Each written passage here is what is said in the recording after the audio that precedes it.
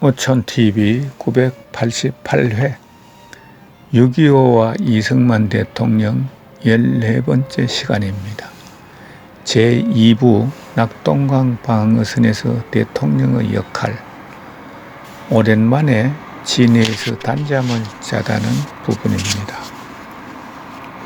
구독은 무료이니 구독과 좋아요 눌러주세요. 오랜만에 진해에서 단잠을 자다. 8월 16일. 우리는 전 세계의 우방들에게 분명히 밝혀두고 싶은 게 하나 있었다.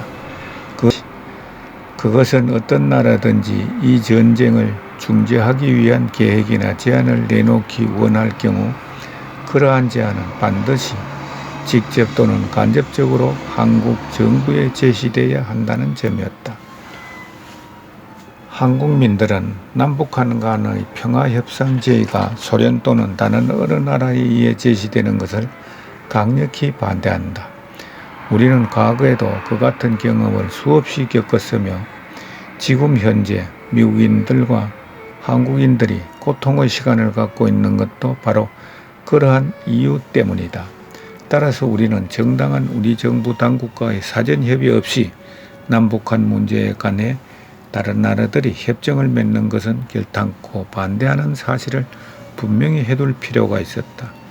우리는 유엔의 모든 회원국들이 대한민국의 독립을 완전히 승인하고 한국의 주권이 직접 또는 간접적으로 침해받아서는 안 된다는 점을 이해하고 있음을 확신했다.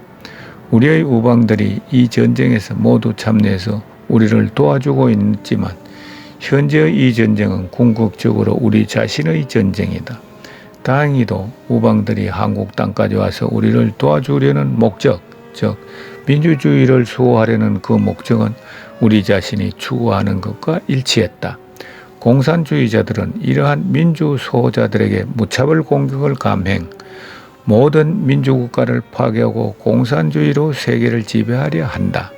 자유진영이 이러한 공산주의자들에 대응해 우리와 함께 싸우는 것은 너무나 당연하다. 그러므로 우리 모두는 역사상 처음으로 하나의 공동 목적을 위해 소는 대를 위해 싸우고 소는 위에 싸우고 있는 것이다. 그렇다고 해서 우리를 도와준 우방들이 우리나라를 다스리거나 우리의 내정에 간섭해도 좋다는 뜻은 아니다. 전쟁이 한반도에 국한하여 전개되는 한 이 전쟁은 전적으로 우리나라 국내 문제이며 우리들 자신이 책임을 져야 한다고 생각한다. 우리는 중요한 문제를 우방들과 상의할 것이며 그들이 내놓은 좋은 충고와 건설적인 제안에 대해서는 감사할 것이다. 그러나 분명히 해둘 것은 어떠한 경우든지 간에 이러한 우방들의 충고와 제안을 받아들이거나 또는 수락하기를 거부하는 것은 오직 우리 정부 고유의 권한이라는 점이다.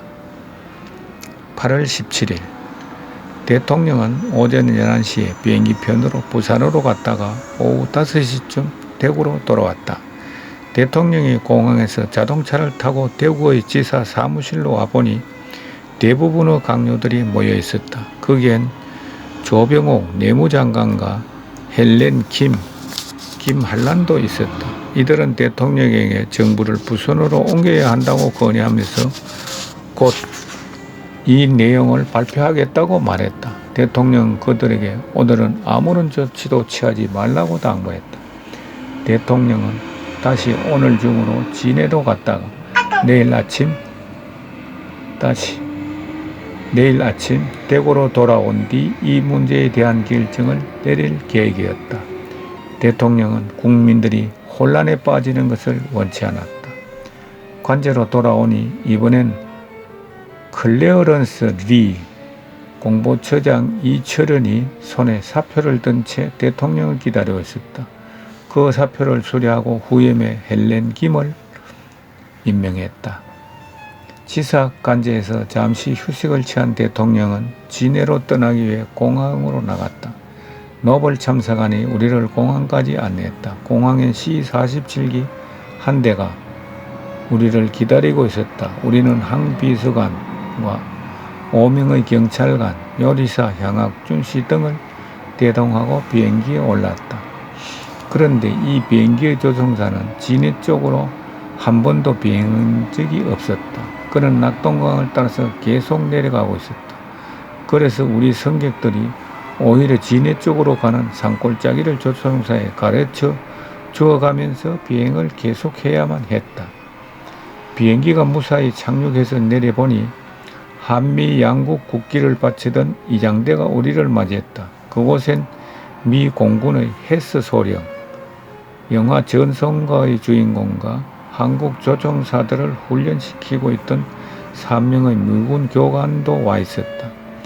종군 기자로 활약 중이던 윈스턴 처칠 전 영국 수상의 아들 렌톨프 처칠의 모습도 보였다. 대통령은 이들 모두와 반갑게 인사를 나눈 다음 숙소로 향했다. 대구의 먼지와 폭염에 시달리다 이곳에서 신선한 공기를 마시니 몸이 둥둥 날 것만 같았다. 밤에는 마산 근처에서 총격전 소리가 들리기도 했으나 하루 종일 강행군을 하느라 몸이 녹초가 되어 오랜만에 단잠을 잘 수가 있었다.